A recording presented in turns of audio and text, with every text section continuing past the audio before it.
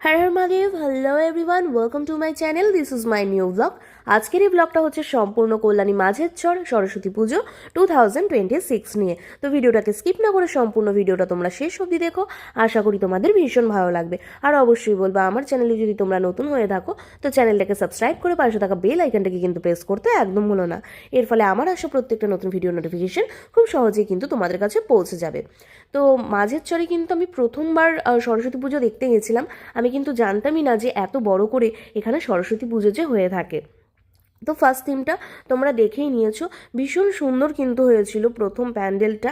And ঠাকুরও কিন্তু অপূর্ব হয়েছিল, ভীষণ সুন্দর হয়েছিল। এই মাঠের মধ্যে কিন্তু পরপরই কিন্তু তিনটে প্যান্ডেল কিন্তু হয়ে থাকে, সেটা একদম ফার্স্টে তোমরা দেখতে পেয়েছো। এটা ছিল সেকেন্ড প্যান্ডেল। বুদ্ধার কিছু একটা থিম করেছিল গৌতম বুদ্ধার, ভীষণ সুন্দর কিন্তু হয়েছিল, ভীষণ ভালো লেগেছিল। অ্যান্ড ভেতরের ডেকোরেশনও কিন্তু অপূর্ব হয়েছিল, অসাধারণ হয়েছিল। অনেক বড় বড় কিন্তু এখানে প্রতিমা আনা হয়েছিল।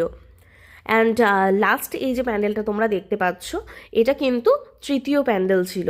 এখানেও কিন্তু ভেতরের কাজ ভীষণ সুন্দর হয়েছিল, অ্যান্ড ঠাকুর কিন্তু খুব সুন্দর হয়েছিল। তো তোমাদের সকলকে বলবো, সরস্বতী পুজোর সম্ভব হলে একবার ঘুরে এসো।